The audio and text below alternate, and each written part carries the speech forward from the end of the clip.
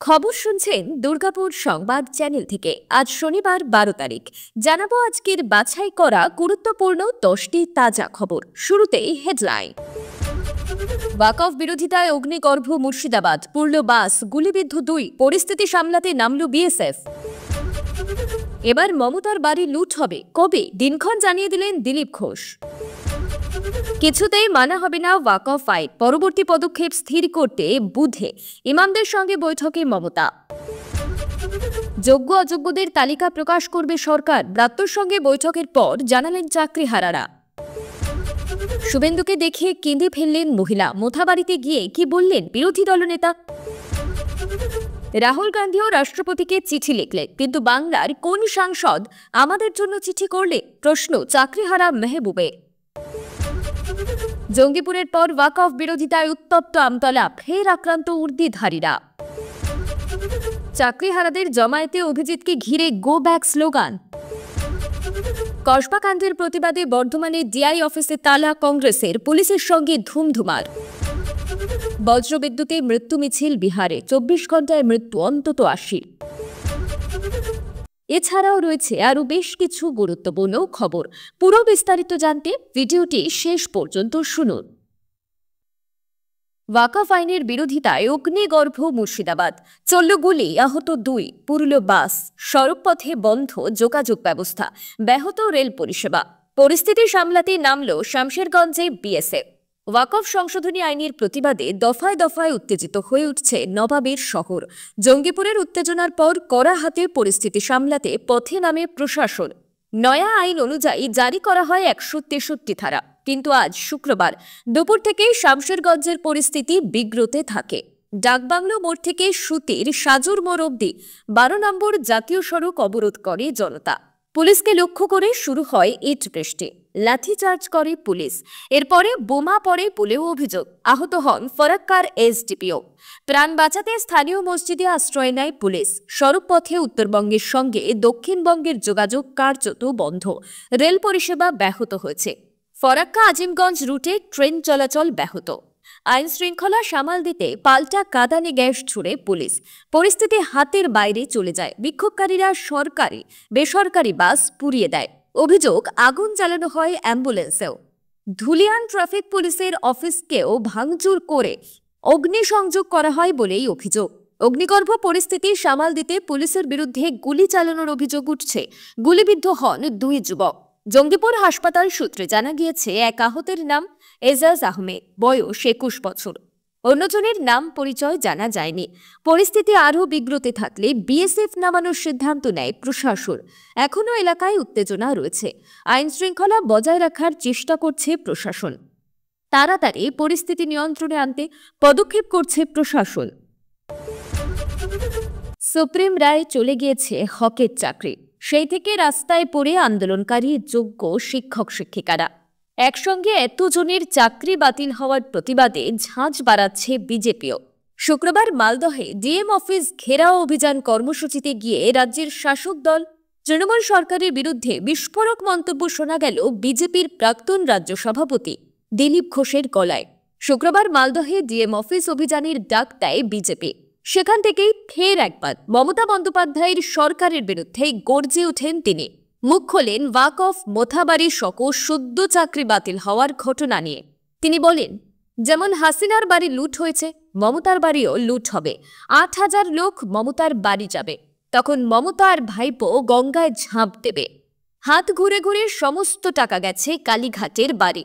এখানেই না থেমে তিনি আরো বলে, পশ্চিমবঙ্গের কিছু কিছু জায়গায় ছোট ছোট বাংলাদেশ, পাকিস্তান তৈরি হয়েছে। এখন ধীরে ধীরে সিরিয়ার মতো পরিস্থিতি সৃষ্টি হচ্ছে।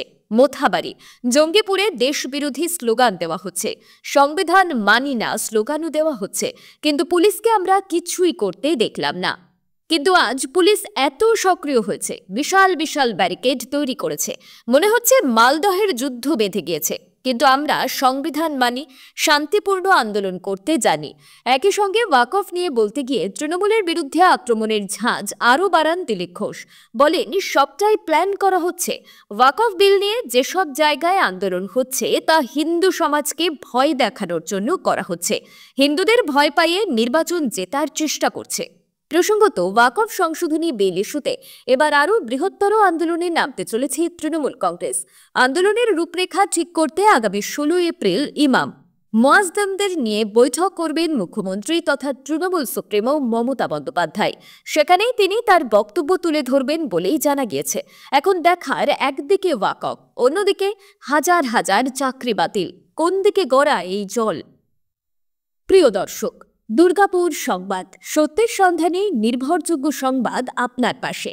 আজকাল অনেকেই ভুল তথ্য ছড়াচ্ছে, কিন্তু আমরা শুধুমাত্র সত্য ও যাচাই করা খবরই আপনাদের কাছে পৌঁছে দিচ্ছি। কোনো পক্ষ নয়, শুধুই প্রকৃত সংবাদ। আমাদের লক্ষ্য 1000 লাইক। যেই জেলা থেকে সবচেয়ে বেশি কমেন্ট আসবে, সেই জেলার খবর আমরা আরও বেশি কভার করব। আপনি কোন জেলা থেকে শুনছেন, কমেন্টে জানান। কেন্দ্রের ওয়াকফ সংশোধনী আইন যে মেনে নেওয়া হচ্ছে না, তা আগেই জানিয়েছেন মুখ্যমন্ত্রী মমতা বন্দ্যোপাধ্যায়। রাজ্য জুড়ে কেন্দ্রের এই সিদ্ধান্তের বিরোধিতায় বিক্ষোভ চলছে। এরই মধ্যে আগামী বুধবার নেতাজি ইন্ডোর স্টেডিয়ামে ইমাম মুয়াজ্জিন এবং সমাজের বিশিষ্টদের নিয়ে বৈঠকে বসতে চলেছেন মুখ্যমন্ত্রী। তৃণমূল সূত্রে খবর, সেখানে সংখ্যালঘু মুসলিম সমাজের কাছে ওয়াকফ আইনের বিরুদ্ধে পরবর্তী পদক্ষেপের বার্তা দেবেন তিনি। নয়া ওয়াকফ আইন নিয়ে তৃণমূল কংগ্রেস প্রতিবাদ জানিয়ে সংসদে ঝড় তুলেছে। বাংলা জুড়ে চলছে লাগাতার ওয়াকফ প্রতিবাদ। কেন্দ্রে জোর করে আইন পাশ করিয়েছে, এই অভিযোগে ক্ষুব্ধ সংখ্যালঘু সমাজ প্রতিবাদে রাস্তায় নেমেছে। শুক্রবারও রাজ্যের বিভিন্ন জেলায় বিক্ষোভের খবর মিলেছে। কোথাও কোথাও যথেষ্ট উত্তপ্ত পরিস্থিতি। তৃণমূলের পক্ষ থেকে বারবার এ নিয়ে বিজেপির প্ররোচনায় পা না দেওয়ার আবেদন জানানো হয়েছে।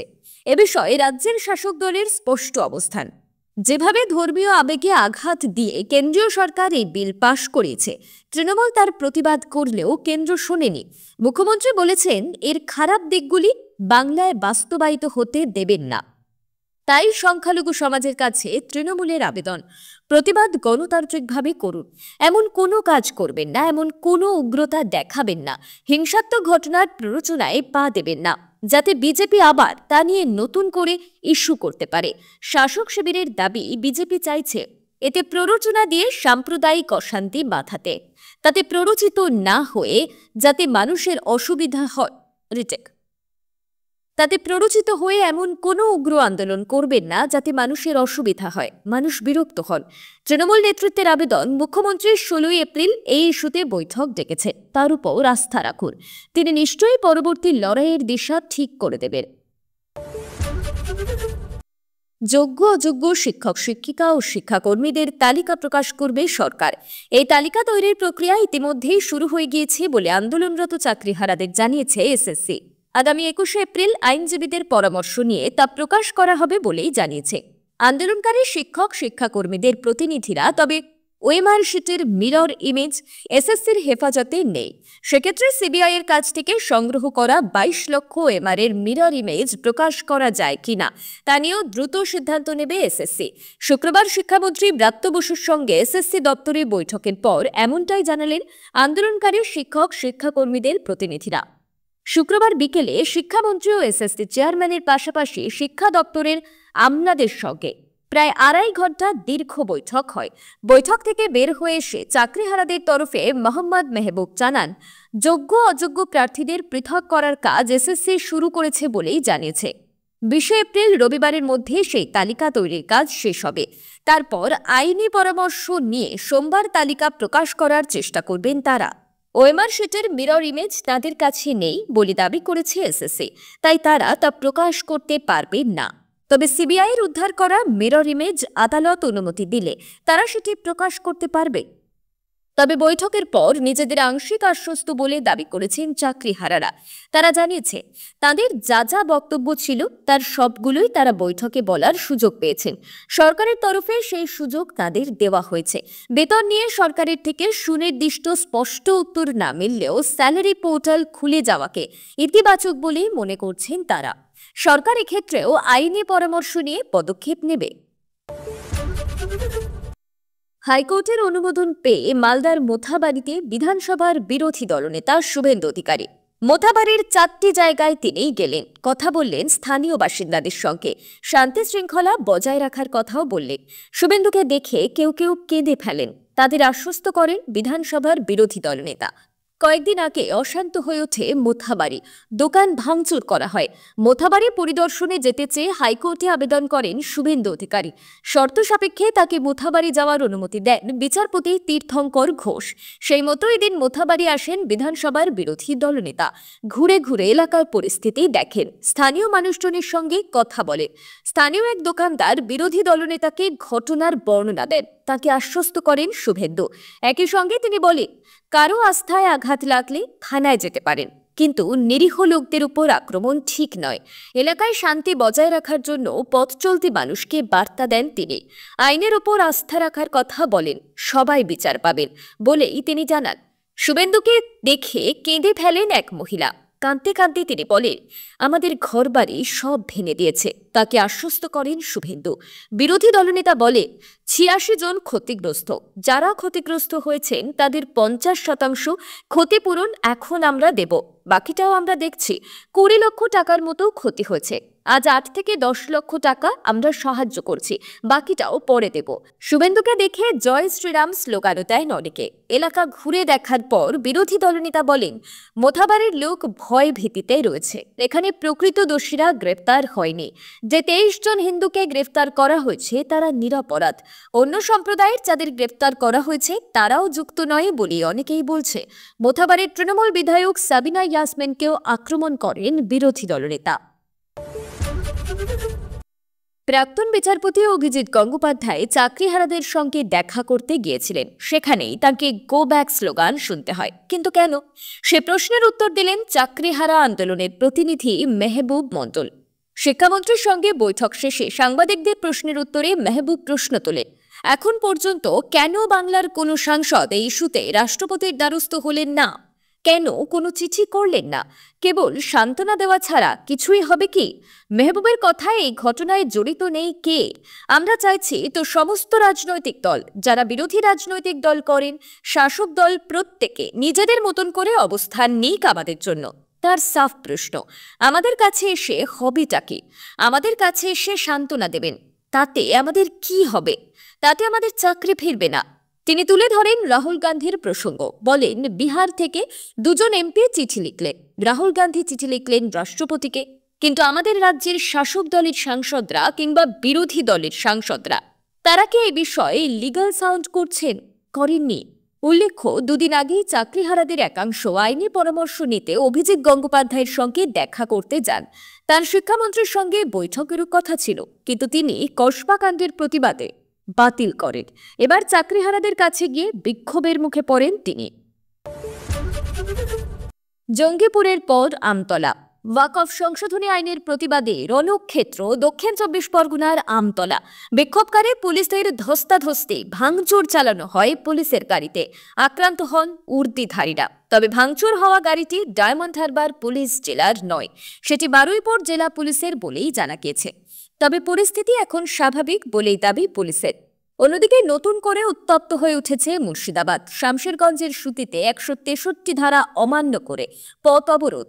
পুলিশকে লক্ষ্য করে ইট বৃষ্টি, আহত ফারাক্কার এসডিপিও। শুক্রবার আমতলার ওয়াকফ সংশোধনী আইনের প্রতিবাদে রাস্তায় নামে জনতা। সড়ক অবরোধ করে বিক্ষোভকারীরা।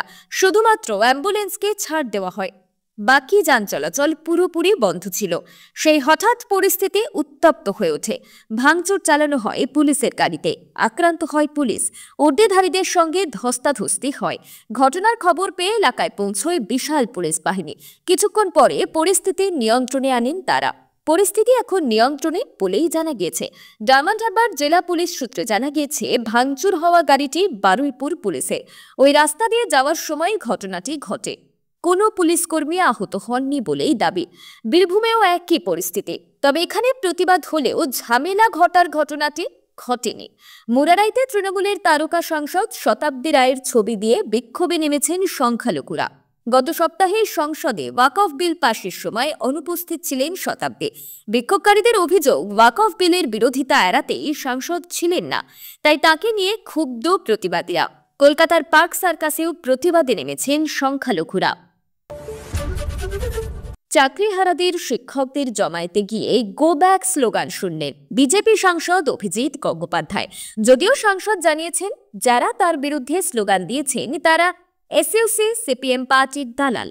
বুধবার এসএসসি চেয়ারম্যানের সঙ্গে দেখা করে ওয়েমার শিটের মিরর ইমেজ প্রকাশের দাবি জানিয়েছিলেন অভিজিৎ গঙ্গোপাধ্যায়।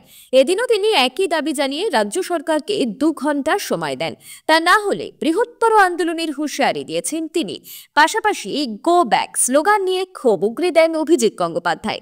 সিপিএমকে নিশানা করে তার অভিযোগ, আন্দোলনের দখলদারি নিতে চায় বামেরা। তারা মনে করে সব আন্দোলন তারাই করবে। আরজিকর আন্দোলনেও তাকে ঘিরে বিক্ষোভ হয়েছিল, এখানেও কিছু দালাল হাজির হয়েছে। আমার মনে হয় না তারা প্রকৃত শিক্ষক, শুধু দালালি করতে হাজির হয়।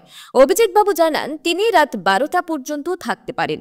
কি কত স্লোগান দেবে তিনি দেখবেন। সুপ্রিম কোর্টের নির্দেশে চাকরি গিয়েছে এসএসসির প্রায় 26,000 শিক্ষকের। ক্ষোভের পথে নেমেছেন চাকরিহারা শিক্ষক শিক্ষাকর্মীদের একটা অংশ। শুধু তাই নয়, বিভিন্ন জায়গায় ডিআই অফিসেও অভিযান চলছে। শুক্রবার কসবা কাণ্ডের প্রতিবাদে বর্ধমান ডিআই অফিসে প্রদেশ কংগ্রেসের অভিযান ছিল। সেই কর্মসূচি ঘিরে কার্যত ধুমধুমার পরিস্থিতি তৈরি হয়। কসবায় ডিআই অফিস অভিযানে গিয়ে শিক্ষকদের আক্রান্ত হতে হয়েছে বলে অভিযোগ। এদিকে বিক্ষোভকারী শিক্ষকদের বিরুদ্ধেও একাধিক উস্কানিমূলক বক্তব্য রাখার অভিযোগও উঠেছে। ওই ঘটনা নিয়ে বিভিন্ন মহলে চাপানউতোর দেখা দিয়েছে। এদিকে শিক্ষকদের উপর হামলার প্রতিবাদে পথে নেমেছেন বিরোধীরা। শুক্রবার ওই ঘটনার প্রতিবাদে বর্ধমানে পথে নেমেছিলেন কংগ্রেস নেতাকর্মীরা। সেখানেই পুলিশের সঙ্গে বিক্ষোভ ধস্তাধস্তি হয়। জানা গিয়েছে, কসবা কাণ্ডের প্রতিবাদে বর্ধমান শহরের ডিআই অফিসে তালা ঝুলানো অভিযান নিয়েছিল কংগ্রেস। এদিন বেলা 3টে নাগাদ বর্ধমান জেলার কংগ্রেস নেতা গৌরব সমাদ্দারের নেতৃত্বে কর্মী সমর্থকরা জড়ো হয়েছিলেন। এদিকে এদিন দুপুরে বর্ধমানের কার্জন গেটের সামনে তৃণমূল কংগ্রেসের কর্মসূচি ছিল। 2 কর্মসূচির জন্য শহরে ব্যাপক পরিমাণে পুলিশ কর্মী মোতায়েন ছিল। শুক্রবার বেলা 3টের সময় কংগ্রেসের প্রতিবাদীরা ডিআই অফিসের সামনে বিক্ষোভ দেখাতে থাকে। অফিসের মূল দরজার বাইরে তালা লাগানোরও চেষ্টা হয়। সে সময় পুলিশ কর্মীরা তাদের বাধা দেন। কংগ্রেসের বিক্ষোভকারীদের সঙ্গে শুরু হয় ধস্তাধস্তি। পুলিশের ওপর বিক্ষোভকারীদের একটা অংশ রীতিমতো চড়াও হয়েছিলেন বলে অভিযোগ। এরপরেই পুলিশ বিক্ষোভকারীদের সেখান থেকে সরিয়ে দেয়। ওই ঘটনায় এলাকায় রীতিমতো উত্তেজনা ছড়িয়ে পড়ে। যদিও পুলিশ দ্রুত সেই এলাকা ফাঁকা করে পরিস্থিতি নিয়ন্ত্রণে আনে। ঘটনায় কাউকে গ্রেফতার করা হয়নি বলেই প্রাথমিকভাবে জানানো হয়েছে। তীব্র দাবদাহে সামান্য স্বস্তি দিয়েছিল বৃষ্টি, কিন্তু সেই স্বস্তি কাল ডেকে নিয়ে এলো বিষাদ। বজ্রপাত ও শিলাবৃষ্টিতে প্রাণ হারিয়েছেন বহু মানুষ। সেই সঙ্গে ব্যাপক চাষের জমি ও ফসল নষ্ট হয়েছে। সূত্রের খবর, গত 24 ঘন্টায় বিহার ও উত্তরপ্রদেশে ভারী বৃষ্টি, প্রবল বাতাস এবং বজ্রপাতের কারণে অন্তত 80 জনের মৃত্যু হয়েছে। তার মধ্যে নালন্দায় সবচেয়ে বেশি সংখ্যক প্রাণহানির ঘটনা ঘটেছে, যেখানে গাছ উপড়ে পড়া এবং একটি দেওয়াল ধসে পড়ার কারণে 22 জন নিহত হয়েছেন। বৃহস্পতিবার বিহার, উত্তরপ্রদেশ এবং ঝাড়খণ্ডের বিস্তীর্ণ অংশ বজ্রবিদ্যুৎ সহ বৃষ্টি হয়। দমকা হাওয়া এবং মুষলধারে বৃষ্টিপাতের ফলে বেশ কয়েকটি জেলায় ব্যাপক ধ্বংসলীলা দেখা গিয়েছে। কোথাও কোথাও আবার শিলাবৃষ্টিও হয়েছে। প্রাণহানির পাশাপাশি ফসল ডুবে যাওয়ায় কৃষকদের ব্যাপক ক্ষতি হয়েছে। এই দুর্যোগ গ্রামীণ এলাকার জীবনে বিপর্যয় নেমে এনেছে। স্থানীয় প্রশাসনের তরফে সবিস্তার খবর এলে মৃতের সংখ্যা আরও বাড়তে পারে বলে আশঙ্কা করা হচ্ছে। মৌসুম ভবন জানিয়েছে, আগামী 12 এপ্রিল পর্যন্ত বিহারে দুর্যোগপূর্ণ আবহাওয়া জারি থাকবে। বজ্রবিদ্যুৎ সহ বৃষ্টির পাশাপাশি শিলাবৃষ্টি ও ঝোড়ো হাওয়ার দাপটে সতর্কতা জারি হয়েছে রাজ্যের একাধিক জেলায়। পশ্চিম মধ্য বঙ্গোপসাগরের নিম্নচাপের জেরেই বিহারে দুর্যোগের ঘটনা, যার জন্য আগামী 5 দিন সতর্কতা জারি করা হয়েছে। গোপালগঞ্জ, সিয়ান, শরণ, মুজফ্ফরনগর, বৈশালী, মাধপুরা, ভাগলপুর, শেখপুরা, পাটনা, নালন্দা, গয়ায় আরও বিপর্যয়ের আশঙ্কা রয়েছে। এতক্ষণ খবর শুনছিলেন দুর্গাপুর সংবাদ চ্যানেল থেকে। খবর আজকের মতন এই পর্যন্তই।